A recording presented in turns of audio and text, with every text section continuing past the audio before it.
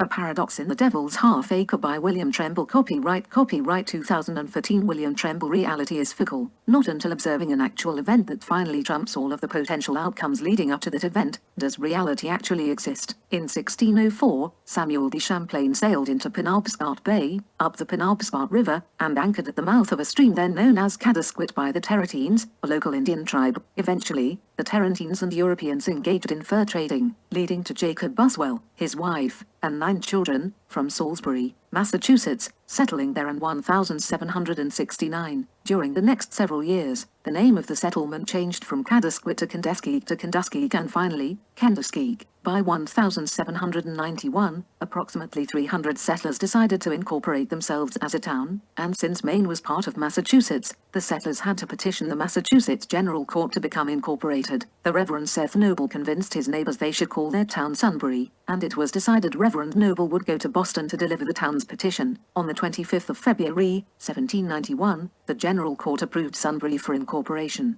Harry and Julie Lambert moved to Sunbury in 1963, when Harry was stationed at Dow Air Force Base as a mechanic keeping the fleet of B-52s in the air. When Dow AFB closed in 1968, Harry had put in 10 years with the Air Force and decided to take a job with an airline that was establishing flights out of Sunbury. He had now been working at the airline for a year. He was 27 years old, and starting a family was not a priority. If it happened, he would go with the flow. If it never happened, he could live with it too. His wife Julie, on the other hand, had become an anxious woman waiting for motherhood, and desperately had been trying to start a family for the past 5 years without any luck. She was born and raised on a farm in Missouri, and came from a big family with 8 kids. She was only 26 years old, but as far as she was concerned she should have already had 2 kids. The sound of her biological clock ticking away consumed her thoughts. As far as she was concerned, she felt like a childless failure. Harry and Julie were Inc.'s double income, no kids. Harry kept the airline's planes in the sky, and Julie was a registered nurse at St. Joseph Hospital's emergency ward.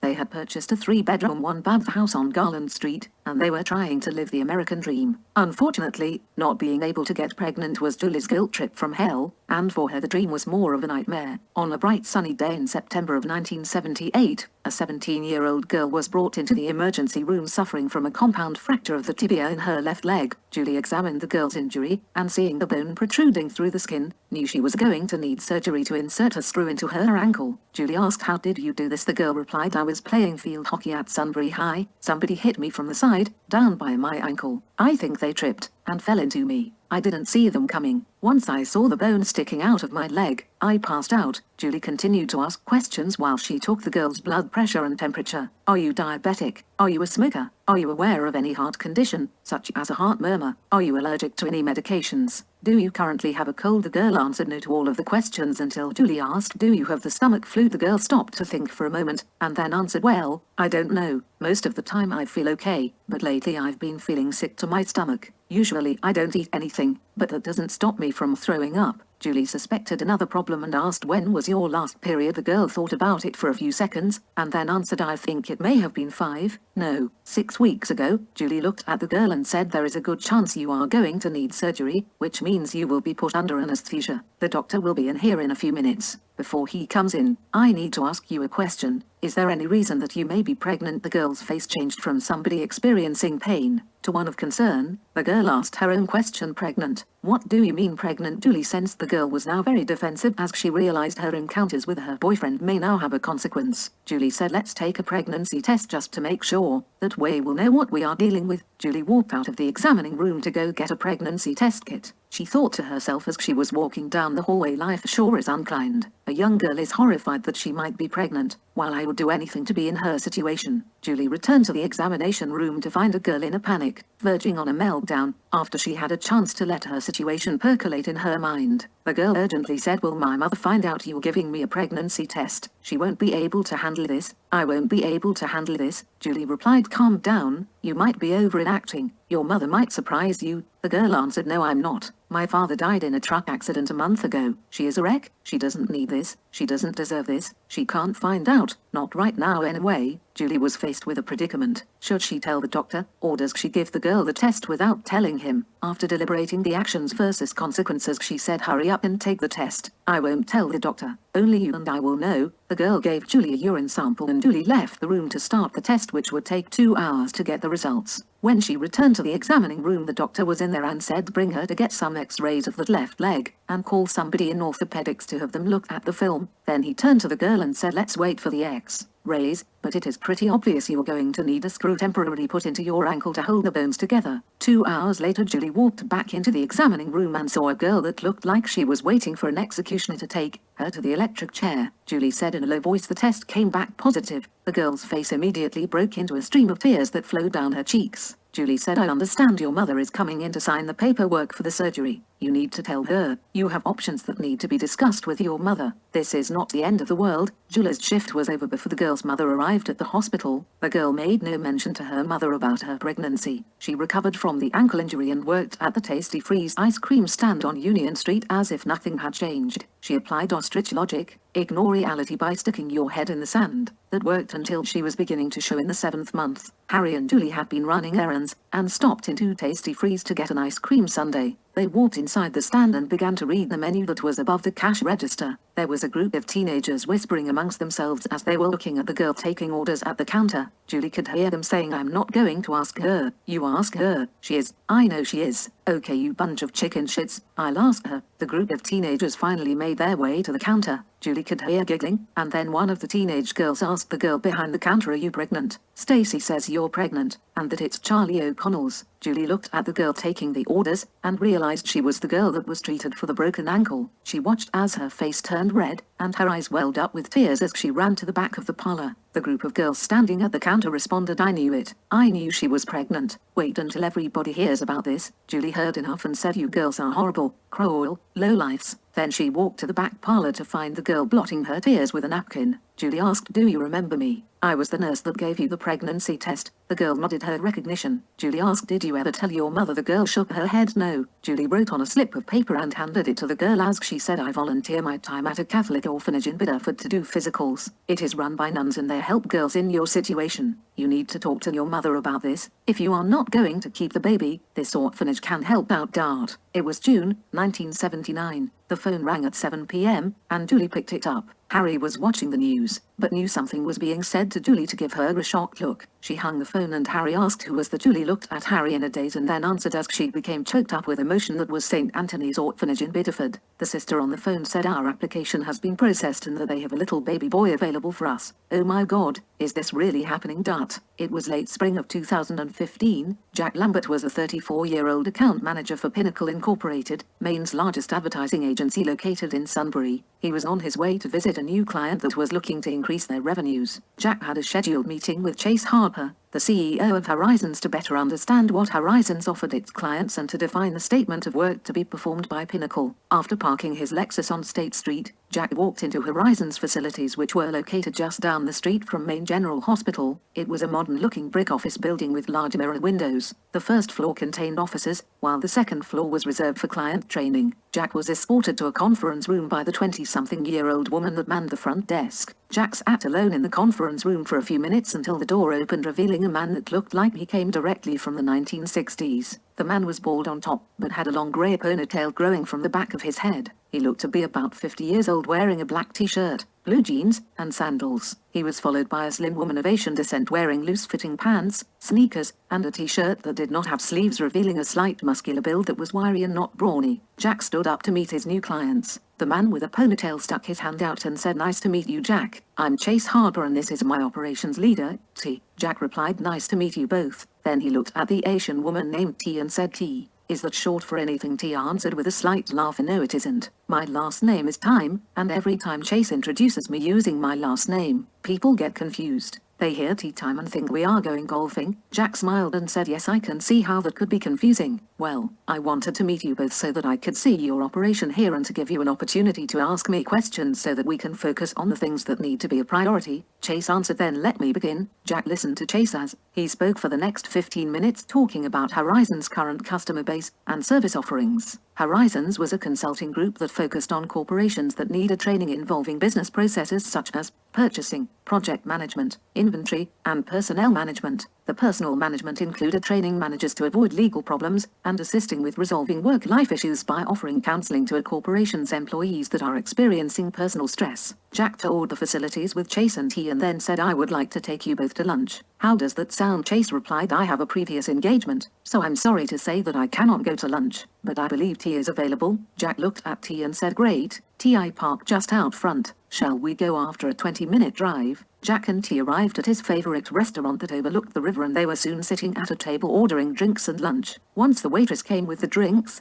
Jack looked at T and raised his glass of scotch and said, "To Happy Horizons." Once he took a drink and put his glass down on the table, he asked his first question. "I can get my head around the operational business consulting side of Horizons, but what problems are you running into on the personnel management side?" T answered, "The biggest problem is making our clients realize that they have risks that have hidden costs that if ignored, don't stay hidden long." Jack replied, "What do you mean?" T replied, "Most of our clients have a workforce that is increasingly under stress from the economy. Their job, their kids, extended family, or their second job to pay the bills. We are finding that employees are as loyal as employers, meaning there is no loyalty, and people often leave jobs for a multitude of reasons. We need to mitigate the unwanted employee attrition. That attrition is costing money from the loss of efficiency of a knowledgeable workforce and training their replacements. Our clients are recreating the wheel each time an employee leaves." Jack listened to T for the next few minutes as she talked about the corporate training of employees to teach techniques to avoid anxiety and stress. Jack thought to himself, "This sounds like a bunch of mumbo-jumbo bullshit." T looked at Jack and said, "You are not buying any of this, are you?" Jack was thrown off guard by that comment and replied, "Touchy-feely are two words that have never been used to describe me. But if there are cost savings, then they need to be brought out and highlighted." T replied, "Cost savings is a misnomer. It really is cost avoidance. We had a client that had unhappy employees. They were underpaid, overworked, and treated poorly. They couldn't keep their experienced employees long enough to turn a steady profit. Finally, one of their employees snapped and went postal. He came to work with a pistol and enough ammunition clips to kill the 3 people that caused his pain. Sadly, he also critically wounded 15 other people, turning some of them into paraplegics or vegetables lying in a coma. The cost to that company and the employees was immeasurable. The company filed bankruptcy and we were called in to assist the new management. We did an analysis of the local workforce and compensation requirements. We recommended a pay scale that was not the lowest, but rather the fairest to the employees, while allowing the corporation to be profitable. We also trained the shit out of their managers, showing them how to deal effectively with people. So I guess that's what we need you to focus on. We need you to highlight and show the benefits to a company when it spends money on its employees.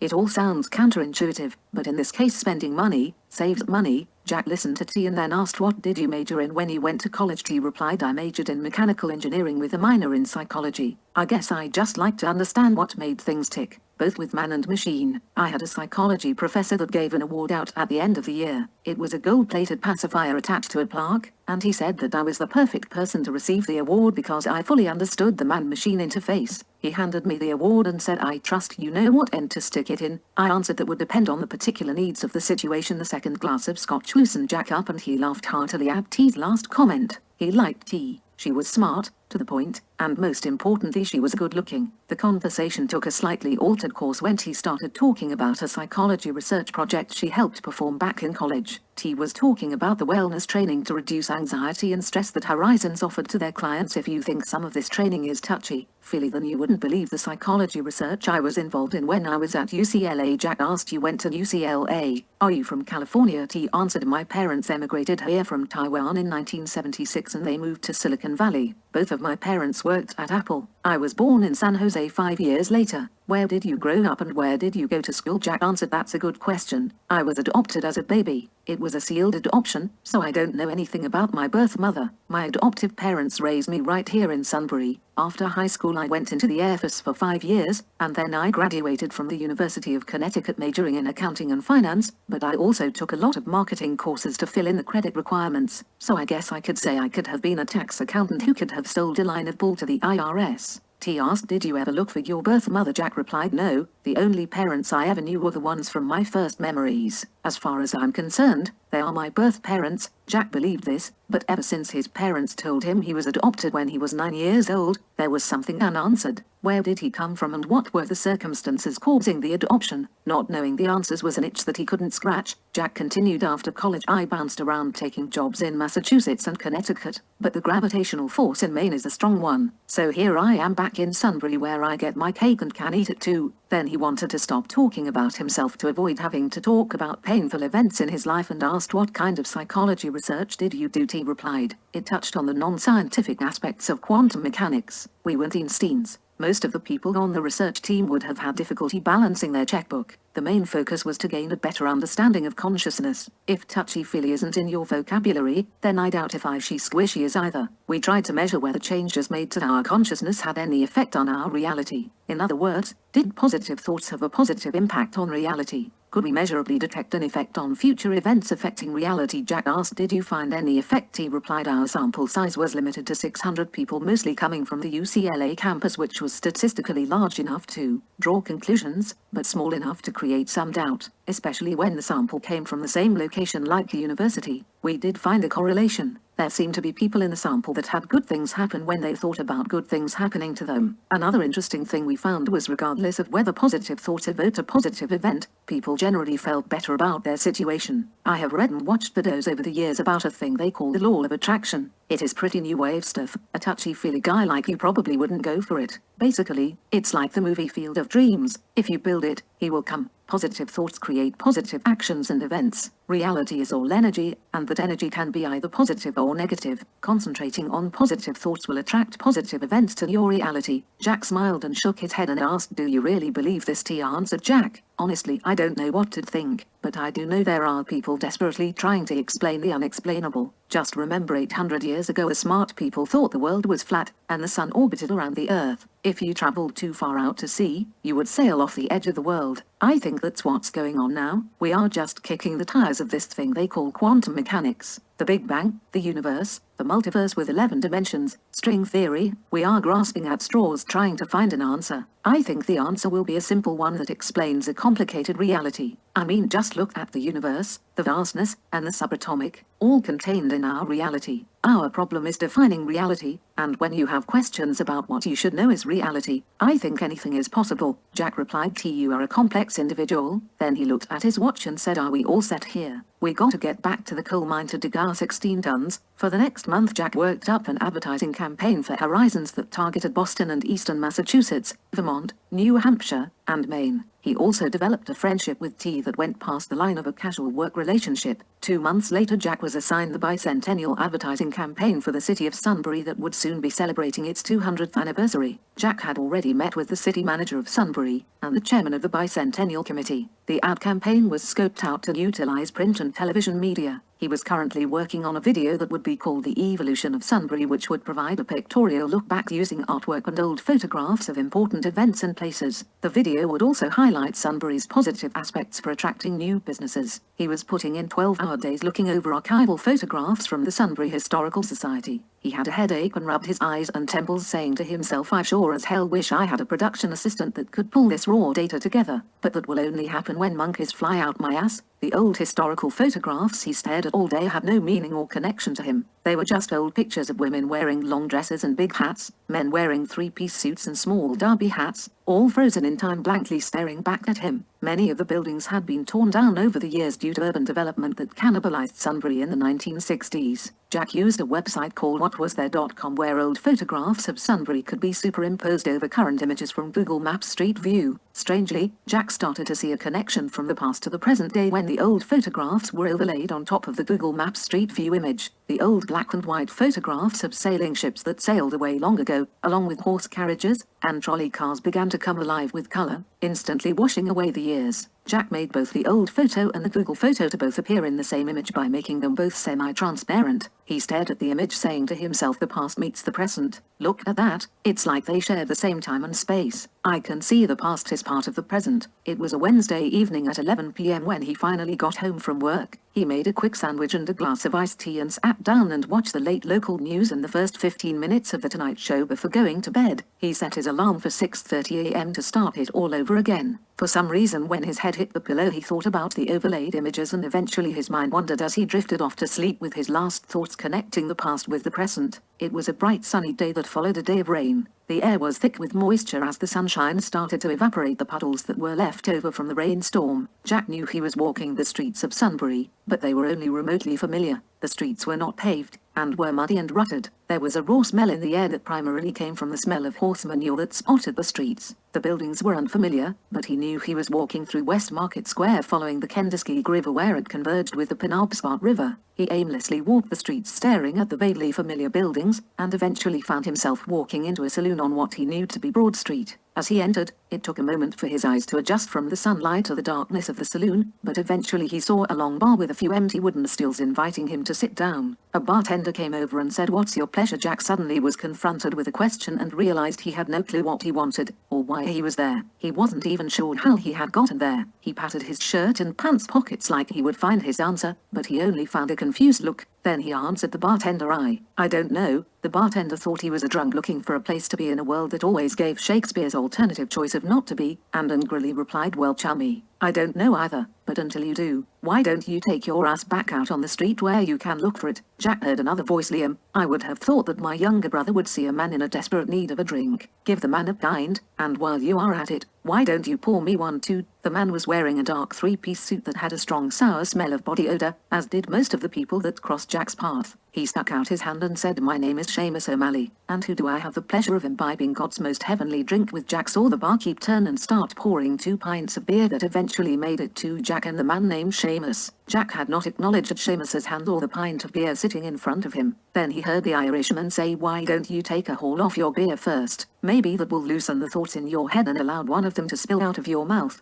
Jack looked at Seamus and realized following somebody's suggestion made more sense than sitting at the bar in a state of confusion. He reached down and grabbed the pint and hesitantly took a sip. The pint of beer was only slightly cooler than room temperature, and it had a strong taste like drinking rye bread. Jack felt the beer quench his dry throat, making him want to take a second drink from the pint glass. Then he turned to Seamus and held out his hand, saying, "Thank you for the pint. My name is Jack Lambert." Seamus shook his hand while grinning and said, "Looks like the logjam of thoughts in your head is starting to move. Where are you from? You have the hands of somebody that uses his brain and not his back." Jack hesitated before answering as he was trying to formulate a response, but realized his conclusion made no sense. He then answered, "I'm from Sunbury, but it has changed a bit since I was here last." Seamus took a drink from his beer, and then put the glass down, turning his head to look at Jack and asked, "What brings you back to Sunbury?" Jack replied the truth. "I don't know what brought me here, but here I am." Jack did a double take when he saw a pig standing in the back room and asked, "What is the pig doing here?" Seamus chuckled and then said, "You sure have been away a long time if you don't know why there is a pig in the back room." Jack replied to eat. Seamus answered, "No, that pig is not for eating. That pig is for drinking. He goes by the name Captain Jack, and he is the reason you can drink whiskey and beer in this fine establishment. See, Maine is the only foolish state in this great union that makes it illegal to enjoy alcohol, unless, of course, it's for medicinal purposes. Captain Jack is a blind pig, and that, my friend, is a curiosity that people are willing to pay to see. It is also a curiosity that makes people thirsty. So while they are here to pay to feast their eyes on Captain Jack, they can enjoy free refreshments such as whiskey and beer. The government lawmen get bamboozled every time they try to close us down, but Captain Jack keeps us drinking." Jack replied, "Now where I came from, that's what we call getting off on a technicality." Seamus replied, "Well, where I come from, that's just what we call getting lucky." Seamus was going to ask Jack another question and began to speak up, "Where are you?" Seamus stopped talking mid-sentence when he saw Jack disappear into thin air right in front of his eyes. Seamus blankly stared at the empty stool, and then whispered, "Holy sweet Jesus, Dart." Jack was sound asleep, deep into a dream, when his alarm clock started to wail, waking him from his troubled slumber. He instinctively slammed his hand on top of the clock to silence the alarm. A minute later he was sitting on the edge of his bed saying to himself, "Jesus, it feels like I was up all night long. What the hell kind of dream was that?" It took Jack only 20 minutes to get ready for work as he took a 1-minute shower, threw on his clothes, and grabbed the Pop-Tart on his way out the door. As he drove to work, his dream from the previous night began to monopolize his thoughts, making him talk to himself. That dream seemed so real. It was Sunbury. The roads and streets were laid out the same way, but many of the buildings were different. The roads were dirt, horse carriages were everywhere, and people were dressed in long dresses and suits. They were dressed like it was 100 years ago. Why did I have a dream about Sunbury 100 years ago? It must be my mind playing games. All of the old photos I've been looking at. What was the Irishman's name? Seamus. Seamus what? Seamus O'Malley. Who the fuck is Seamus O'Malley, and why should I care? Dart. Jack worked all morning on the Sunbury Bicentennial media package. It was now 11:30 in the morning and his stomach was rumbling. He picked up the phone and called a number he had become very familiar with, and waited for an answer on the other end of the call when he said, "Hi T, what are you doing for lunch?" "I was thinking of bisbees." "Are you up for it?" T answered, "Only if you let me buy." "You picked up the last lunch. Now it's my turn. By the time 12:30 p.m. rolled around, Jack and T were at Bisbee's waiting for their lunch to arrive. Jack began to talk about his dream and rehashed the conversation he had with himself on the ride into work. Why would I have such a detailed dream about Sunbury, especially when it was Sunbury from probably around 1900, and there was the Irishman named Seamus O'Malley? Where did that name come from? T pulled out her smartphone and said, I don't know. Let's see what Google has to say about Seamus O'Malley. Jack watched as T's thumbs quickly typed on her smartphone, and then she looked up and said Seamus O'Malley was indeed a real person.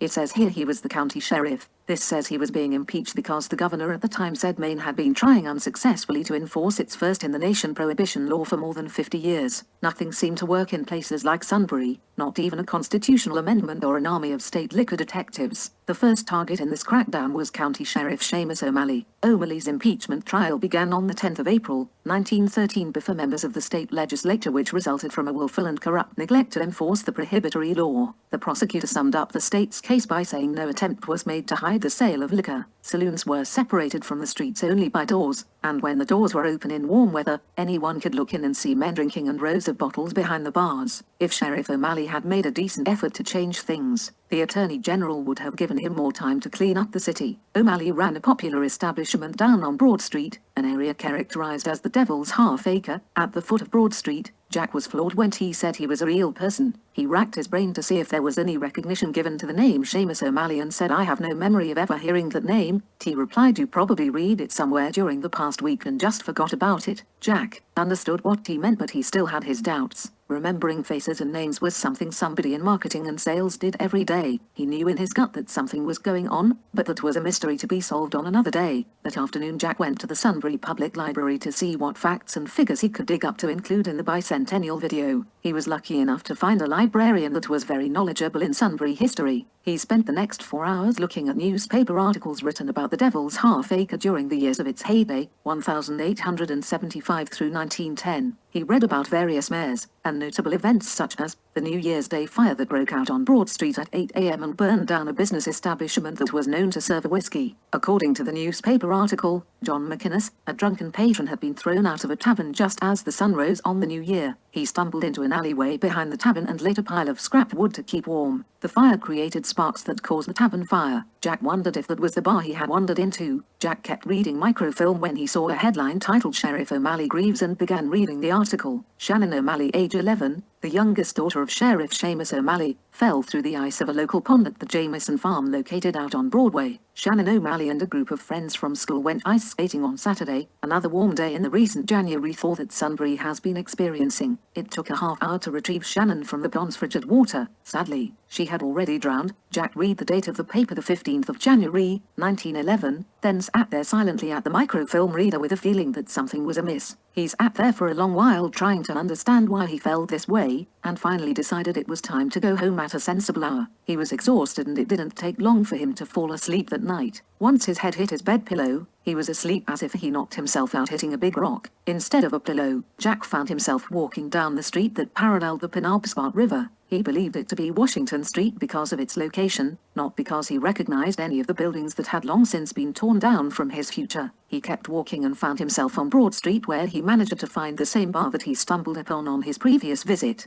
Jack walked into the bar that had 20 men smoking cigars, drinking whiskey, and playing cards. They looked like a ragtag group that must have been deckhands on ships that came up the Penobscot to Sunbury. Jack was dressed in khaki pants, loafers, and a blue striped white shirt that got the attention of the clientele that stared at him like he was a monkey on parade. Jack ignored their glances and walked up to the bartender and asked, I'd like to speak with Seamus O'Malley. Is he here? The bartender suspiciously looked at Jack wearing his strange clothes and said, maybe. Who's asking? Jack replied, an acquaintance that has information he needs to know. The bartender disappeared into a back room for a minute and then reappeared with Seamus O'Malley, who walked up and said, who are you? And what information do you have that I need to know, that is so important, that you interrupted my card game? Jack was surprised that Seamus did not recognize him, and began to wonder whether this visit came before his last visit in Seamus's timeline. Jack said, don't you remember me? Seamus stared at Jack, trying to place his face, and then Jack could see recognition in his eyes, prompting him to say, you were here a few weeks ago, weren't you? Jack nodded affirmatively and said, that's right. Seamus replied, and you disappeared right into thin air as I was talking to you, just like a puff of smoke. You were gone. Back in Dublin they would call that fairy magic, or maybe the little people were playing tricks on me. But we aren't in the old country now, are we? Who are you? Or maybe I should say, what are you? Jack answered, I'm a man same as you. Is there a place we can speak in private? Seamus replied, hold your britches, I'll be right back. Jack watched as Seamus walked over to the bartender and said something,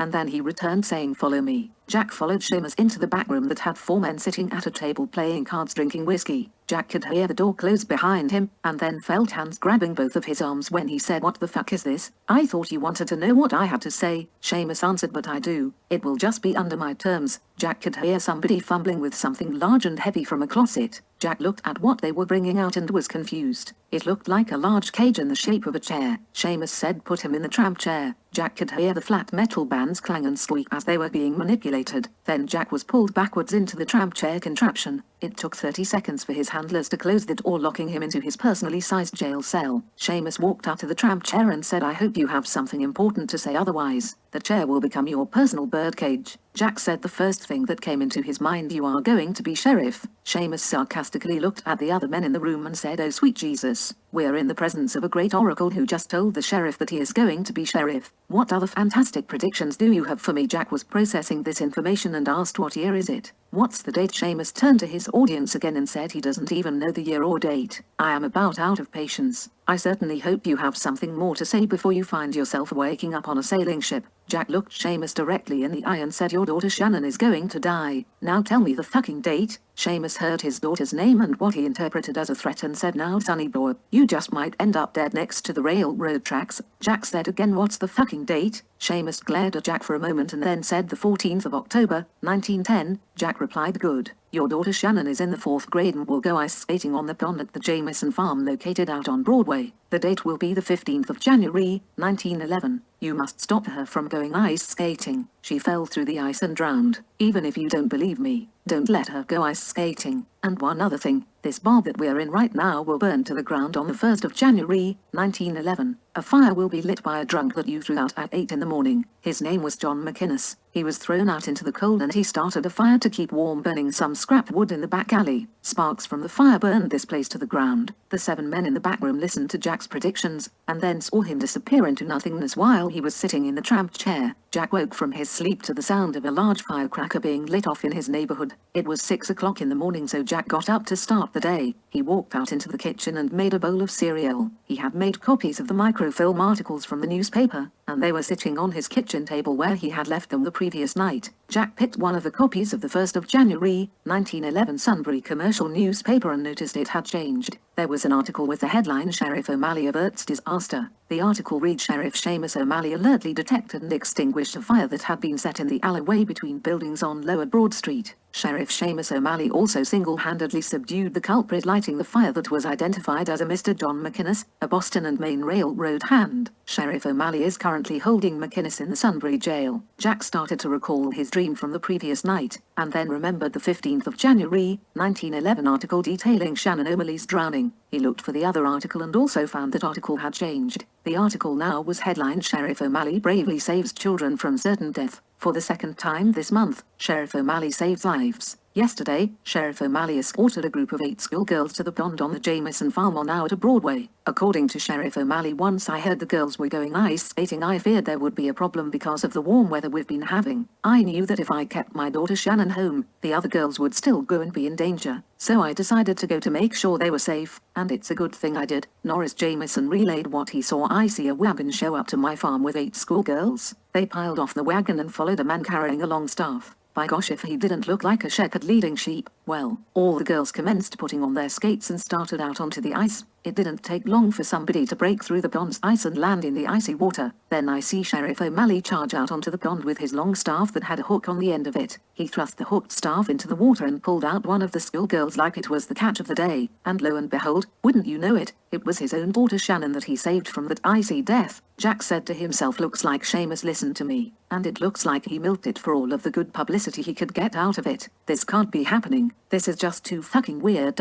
Later that morning, Delia Sullivan, his production assistant, came into his office and said, Jack, I proofread your notes and draft script for the bicentennial video, and I created a movie maker video file so you can pull it into the final version. I was just wondering why you didn't mention the Great Sunbury Fire. That was probably one of the biggest events during the last 100 years, Jack replied. What do you mean? What great fire? I've been at the library all week going through microfilm and there was no mention of it. His assistant replied, I think it was in April of 1911. I think the 30th of April was the exact date. It damn near burned down half the city. Jack sat there for a moment, then said, well, I'd better get back to the library to get the details. Jack began to wonder if his dreams were somehow changing history. T came over to Jack's condo for dinner. It was a Friday night and they decided to stay in and grill steaks, drink margaritas, and watch movies that had just come out on his cable company's on-demand menu. During dinner, Jack brought up his last dream and its effect on history and current-day reality. Jack asked T, you have been made aware of my dreams, and now there is a timeline that includes Sunbury's Great Fire of 1911. Let me ask you, when did you first become aware of Sunbury's Great Fire? T replied, I'm not from around here, so local history is not something I am well versed in, but I would have to say I've heard about it a few years ago. Jack was surprised by that answer and said, I don't know why I did not find any information about the fire when I was at the library. I swear there was no information. T replied, I remember the conversation about Seamus O'Malley, but I don't have any recollection of talking to you about a fire in Sunbury. I do have a recollection of something they call the Great Fire that happened around 1911, but I knew about that a few years ago. Jack replied, I went back to the library after Delia Sullivan told me that I was missing the Sunbury Great Fire. The library was full of newspaper microfilm detailing the fire that burned half the city. There is no way that I missed the volume of those articles on microfilm. The Sunbury commercial newspaper wrote an article about the fire a month after it occurred that summarized everything. Jack pulled out a copy of the article and began reading, and they said it was the worst disaster to ever strike Sunbury. It burned 55 acres, destroyed 267 buildings, damaged 100 more, and destroyed more than 100 businesses during a 9-hour span, which caused over $3 million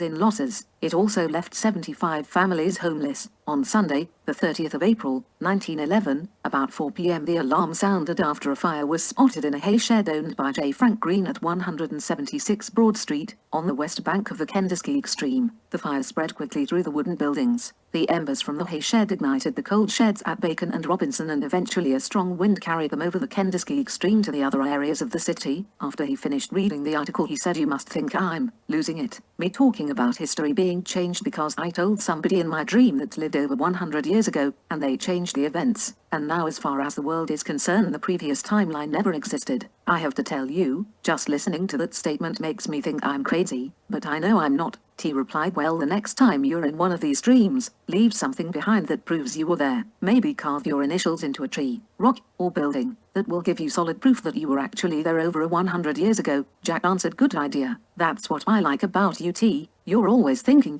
Delia Sullivan and Jack watched the first cut of the Sunbury Bicentennial video. Jack clicked on the video file saved on his laptop, and the connected projector created a large projection against a white wall in his office. The video was 45 minutes long, but Jack saw edits that would cut the video down to the required 30-minute runtime. Once they finished watching the video, Jack asked, so what do you think about the video? Delia replied, I liked it. It hit the 3 L's. Jack asked, 3 L's? Delia smiled and said, logging, lumber, and lobster, but it also had shipbuilding, egg harvesting, and making bricks. Oh yeah, I see you mentioned the Devil's Half-Acre and my great-grandfather. Jack replied, no kidding. Your great-grandfather? Delia answered, that's right, the Honorable Sheriff Seamus O'Malley. Jack sat there stunned by that coincidence, which he believed probably was not a coincidence. Jack said in a low voice, who would ever think Seamus O'Malley's great-granddaughter is right here staring me in the face? Unbelievable. Who was your grandmother? Delia replied, my grandmother was Shannon O'Malley, Seamus's daughter. She married John Sullivan, and they had 4 boys that included my father, Daniel Sullivan. Jack asked, do you have any stories about your great-grandfather Seamus? Based on what I've read, he lived an interesting life.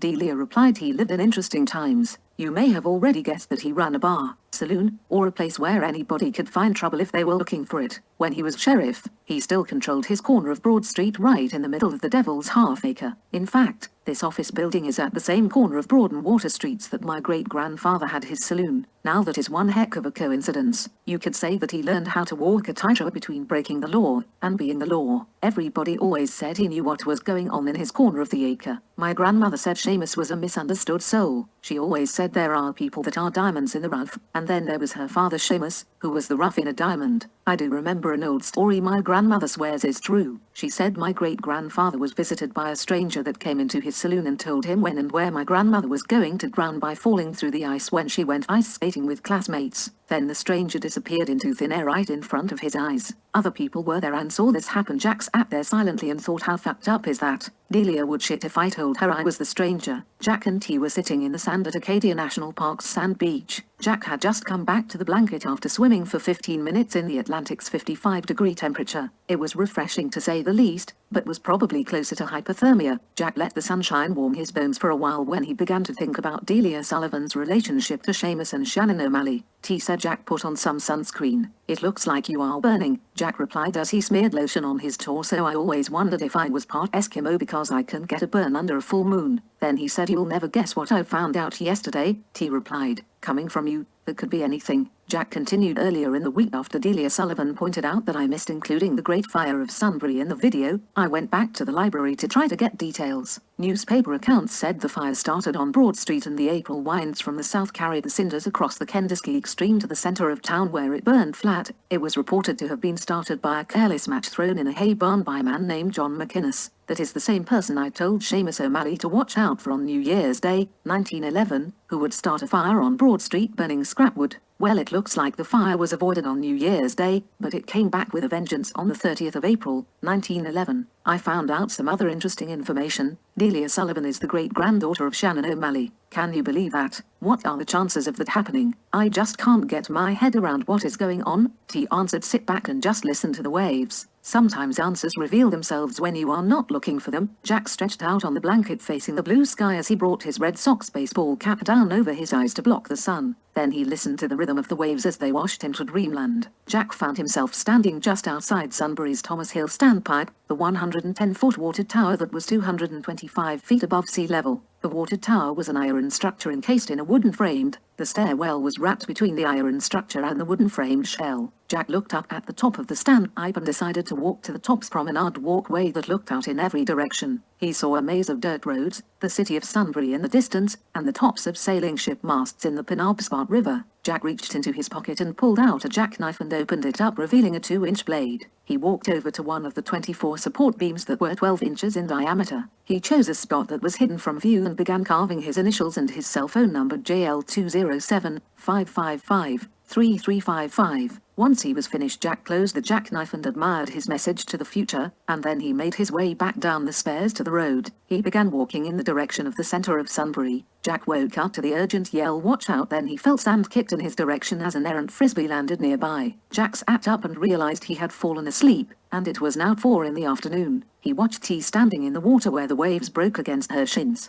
He looked around and realized he wasn't the only one watching T in her bikini. After a few minutes, she returned to the blanket and sat down, saying, you were sound asleep, hopefully solving all the world's problems. Jack remembered going to the standpipe and carving his initials and cell phone number into one of the beams. Then he asked, have you had enough of the beach? T answered, you can never get enough of the beach, but I am getting a little hungry. If you are ready to go, I'm ready to go. Jack said, okay, let's stop at the Lobster Pound in Trenton on the way home. On their trip back to Sunbury, Jack told T about his dream of going to the top of the standpipe where he carved his initials and cell phone number. T replied, the plot thickens. You better call me as soon as you find out if those initials are still there. Dart. The following Monday, Jack called the chairman of the Bicentennial Committee and arranged a tour of the Thomas Hill Standpipe. At 3 p.m. Jack met Sunbury's head of public works at the Thomas Hill Standpipe with his camera in hand. Jack walked around and snapped shots of the outside of the standpipe, and then they walked up to the top of the standpipe and walked around the promenade. He took many pictures of the view from the promenade, and then he walked over to where he carved his initials and cell phone number into the beam during his dream. He zoomed the camera in on the area and snapped 3 shots without a flash and 3 shots with a flash. Then he looked at his public works tour guide and said, thank you, the shots are exactly what I needed to finish the video. I think I've bothered you long enough. Jack hurried back to the office and put the camera's memory disk into his laptop, where he quickly viewed the photos he took of the beam. It was painted over a few times, but he managed to enhance photographs so he can see indentations that showed his initials and cell phone number under years of paint being applied. Jack sat back in his chair and said to himself, holy shit, there is no doubt now. I was there and carved those letters and numbers. Jack and T had dinner that evening in downtown Sunbury and then went for a walk along the sidewalk that followed the Penobscot River. Jack looked at T and said, you have read about quantum mechanics. Is there anything you have read that might explain what is going on? T replied, Jack, I read some articles in quantum mechanics, which means that I am probably dangerous when it comes to explaining anything. One thing comes to mind though, quantum mechanics seems to have everything intertwined. Things seem to be related or connected when there is no logical reason for that to occur. They call it quantum entanglement. Scientists have proved that when 2 particles that are entangled, say 2 electrons, when one electron spins to the left, the other entangled electron also simultaneously spins to the left, and if you separate these two electrons by great distances, say 1 million miles or maybe even a light year, that relationship stays the same. The entangled electrons spin instantaneously with each other even if it's at distances of millions of miles. At the distance apart, the signal to spin, traveling at the speed of light, would not be fast enough to send the information between the electrons to make them simultaneously turn. Jack asked, so you're saying that somehow I'm connected with the past even though that's an expanse too great, like the entangled electrons responding to each other at great distances? T replied, we think of time as going in one direction, the past, to the present, and then the future. But I don't think time is sequential. I think the past is still there, we're in the present, and there are many potential futures all at the same time. You are in the present, and went back and changed the past, which then also changed the future. I can see why quantum physicists believe there are multiple dimensions and universes. Jack thought a minute about T's last statement, and then spoke slowly as he was struggling to pull together a coherent thought. It makes sense if I think of it like this. Let's say the past, present, future all have the same moment in time referred to as now. A change in the now will also simultaneously change the past, present, and the future. It's kind of like dropping a pebble into a pond. The now is the pebble and it creates a circular ripple that changes the past, and the ripple also changes the future, all during the same now. The more I think about it, the ripple would not just travel along the surface of the water, it would also broadcast a ripple out in all directions like an expanding sphere. Maybe that's where they get the 11 dimensions from. Reality is where all potential outcomes are consolidated into one event in the now, and then that single now event also affects the past and the future. Why do I feel like a pollywog crawling out of the mud 100 million years ago trying to figure out what the sun is? Jack brought up another question. Why is it me only in my dreams that are changing the past and not me physically going back in time? He thought about it for a second and replied, maybe your dream is how entanglement is communicated across the time dimension. It would be similar to the two entangled electrons simultaneously spinning to the left at the same time when they are light years apart. Somehow they communicate without physically being connected. You are not physically connected to the past, but you are able to communicate somehow through your dreams. Remember what the touchy-feely folks say, reality is simply consciousness and energy. Your dreams create a world that exists only in your consciousness as electrical impulses traveling over your brain synapses. Your consciousness travels through time in your dreams. It is so simple it's scary. Jack shook his head and looked at T and then said, you do realize we sound like a couple of nut jobs? T replied, I think we are only scratching the surface. I have read where people believe our dreams transmit information into what's known as the common collective, a repository of reality's actions. Delia Sullivan was a native of Sunbury where she lived for all of her 53 years. Coming from the O'Malley family meant that she had many ties to the community that would keep an octopus busy tying knots. She had been working at Pinnacle for 10 years before Jack was hired, and she helped Jack get up to speed quickly in his new job. Jack and Delia were eating sub sandwiches that Jack brought into the office. Jack asked Delia questions about Sunbury back in its heyday. Delia, what was Sunbury like back when your great-grandfather was a sheriff? Delia swallowed her bite of sandwich and answered, back in 1910, it was a whole different world. Electricity was just beginning. Telephones were a luxury as were cars. People did not thrive. They survived if they had a little good luck, and if they didn't, then they lived the short, hard life. My great-grandfather was a big part of the acre. It was a place where trouble was around every corner. There were probably 100, maybe 150 bars in Sunbury, and that was in a state where alcohol was illegal. There was gambling, prostitution, and an ample supply of people eager to participate. My great-grandfather ran his corner where you could get booze and poker, but he never had anything to do with the prostitutes. It's possible that they came into his bar, but he had nothing to do with them. Funny thing is, he was certainly not an angel, but he certainly was not Satan's disciple. Coming from Ireland, he had a certain respect for the Catholic Church. I don't think he was a regular churchgoer, but I also don't think he had a difficult time getting past St. Peter at the pearly gates. Jack asked Shannon O'Malley was his only daughter. Delia answered yes. She was his pride and joy for the 90 years he was alive. My grandmother had most of her children before she was 35, and then came my father. He was what the family called the miracle baby because he was born when my grandmother was 45 years old. That's what you call a surprise baby. Her husband, John Sullivan, went on a 3-day bender after he learned his wife was pregnant at 45. My grandmother Shannon lived to be 91, and she regrettably lived long enough to see my father die in a traffic accident when he was 35. Jack replied, that must have been hard losing your father at such a young age. Delia answered, you can say that again. My father was 35, my mother was 30, and I was 18. My mother died later that year from undiagnosed stage IV breast cancer. That was the year 1980. That year it was just me against the world. That year I would like to remove from my life. Jack replied, well, if it was Delia against the world, then I think Delia won. Delia said, I had a lot of people watching over me when I was going to Sunbury High School. If there was a boy that was giving me a hard time, he only did it once and he usually lost his front teeth. All I want to remember is that year was horrible. I just worked at Tasty Freeze, and I just kept my head towards the grindstone dart. Jack picked T up at work because her car was in the shop. He walked into her office yawning, which prompted T to say, am I that boring? Jack answered, T, you are a thrill a minute. I'm just not sleeping well. Most nights I'm lying awake in bed until 3 a.m, and I have to get up at 6:30. T reached into her desk drawer and pulled out a CD and said, here, try this. It's what we give our clients during their training to deal with stress and anxiety. It's a CD to help you relieve stress. It plays the sound of waves crashing on a beach. Jack replied, does this mean I don't have to take you to Cancun this spring? We can just slap in the CD and run through the sprinkler. T answered, no, it means you can stay here and slap in the CD and run through the sprinkler. I'm going to Cancun to find some tall boy who is all man. That will rock my world.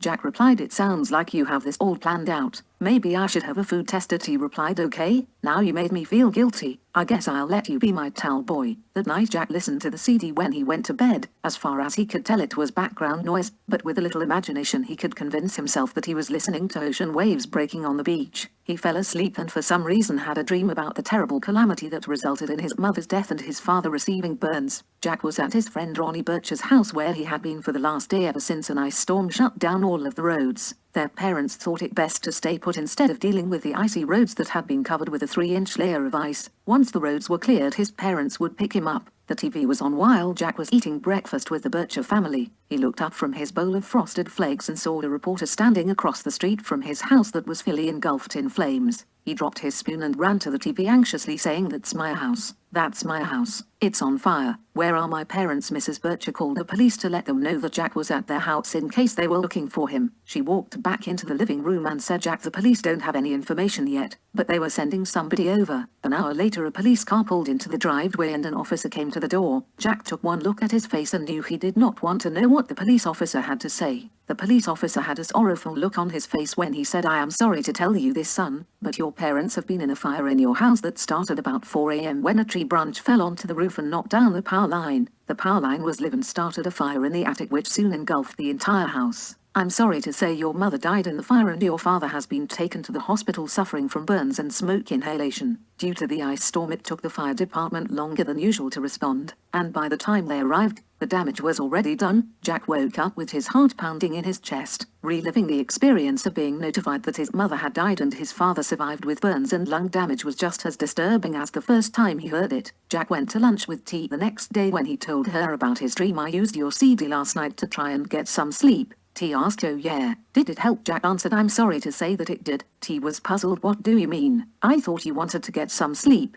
Jack replied, I thought I did, but I sure could have had a different dream. The one I had last night was a dream about the policeman notifying me that my mother died in a fire and my father was severely burned. What a nightmare to relive that all over again. T replied, maybe there was a reason for you to have that dream. Jack asked, what do you mean? T answered, things happen for a reason, and for some reason that period in your life decided to make its presence known. Jack thought about T's last statement as he ate his club sandwich while looking at a large sailboat on the river. Then he had a thought appear in his mind and he said out loud, wouldn't it be something if I could warn my parents in one of my dreams? T replied, why not? You did it before. Jack had been thinking about his conversation with T all day long. It was now time to go to bed and he figured he'd try the CD one more time because he knew he would need help shutting down his thoughts so that he could get some sleep. Slowly his mind began to shut down as the waves methodically washed them away. Jack found himself walking along the Kenduskeag stream down near where it empties into the Penobscot River. He wondered why the riverfront no longer had the manicured paths as he walked on the ground. An elderly man holding a cane made from an gnarly branch sat on the rock on the west bank of the Kenduskeag stream talking to a woman that looked to be 70 years old. The man stopped talking and stared at Jack as he approached them. He said, now there is a face I will never forget. You are Jack Lambert, I believe. Jack took a close look at the elderly man and realized it was Seamus O'Malley. Jack looked at the woman and could see a family resemblance. Jack said, hello Seamus. Is this your daughter Shannon? Seamus replied, it sure is, thanks to you. Shannon spoke for the first time. Is this the man who came to warn you about me? Seamus answered, yes it is. In the flesh,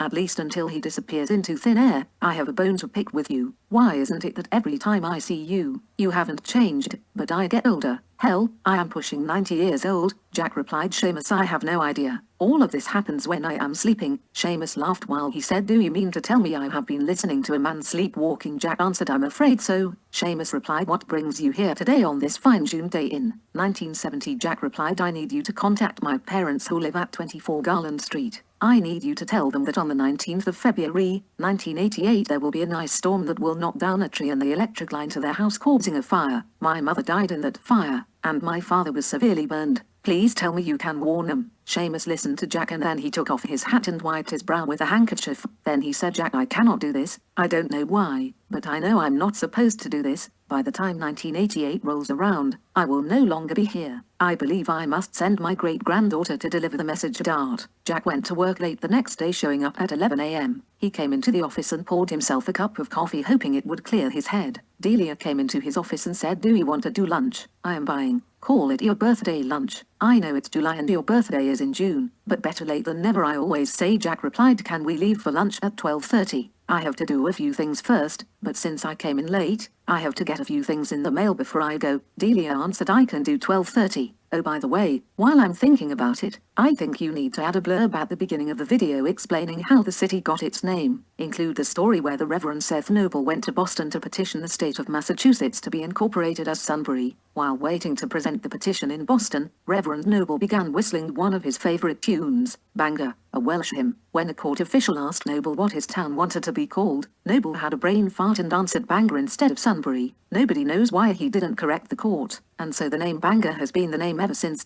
After a 20-minute drive, Delia and Jack arrived at the restaurant. It was almost 1 o'clock when they walked into the restaurant and took a seat on the outdoor deck that overlooked the Penobscot River. It was a bright sunny day and Jack wished he had a pair of sunglasses. A few minutes later, 3 people walked up to the table. The sun was shining brightly behind the 3 newcomers, turning them into dark silhouettes. After a few seconds, Jack recognized T, but he didn't recognize the other 2 people she was standing with. Delia greeted the new arrivals. I was wondering when you guys were going to show up. Harry, Julie, I'm glad you could make it. Why don't you grab a few chairs from another table? I think we can all squeeze in here. Jack sat at the table completely confused. He was staring at his parents, but how could he be staring at them? His mother died in a house fire 27 years earlier, but now she was standing in front of him with grey hair and 3 decades added to her face. He looked at his father, who no longer had any scars from the skin grafts on his head and neck that he received in the fire. Jack's eyes began to fill with tears just as this reality began to fill his consciousness. He stood up and walked over to his mother and hugged her and said, God, it's good to see you. Then he turned and hugged his father, saying, I don't know what's going on, but I am glad to see you. You haven't looked better. Jack heard a small commotion and looked over and saw T holding something that he did not see when the 3 of them came in. He shaded his eyes from the sun and saw that she was holding a baby, just as Delia said, how is little Seamus doing? He's got 3 grandparents sitting at this table. I sure hope he's ready to be spoiled. Jack, why don't you take Seamus from your pretty little wife and hand him over to me? T looked into Jack's eyes and realized something was wrong and asked, this is all new to you, isn't it? Jack answered yes. Delia heard T's question to Jack. She always believed this day would come and asked, what's the last thing you remember? Jack replied, looking at T, my dream. I asked Seamus to warn my parents about the fire. He said he would have his great-granddaughter contact them and warn them. Then I woke up this morning, and now I'm at lunch with the 5 of you. Julie spoke. Jack, when Delia knocked on our door 27 years ago with a strange message from her great-grandfather, well, we didn't know what to think. Delia said he made her promise 10 years earlier to come and warn us about a fire that would burn down our house and kill me. Then she said a man named Jack Lambert was the person who asked her great-grandfather to warn us. Well, that got me to look real close at Delia, and then I recognized her as the pregnant schoolgirl I gave advice to 10 years earlier. Well, everything began to fall into place. It didn't take long for us to realize that her baby boy was a you. Then a few days later the ice storm hit Bangor just as Delia said it would, and sure enough, the tree branch fell and hit the electrical wires. Your father stayed awake and called the fire department, and they arrived just as the fire began. They put it out, and nobody was killed or injured.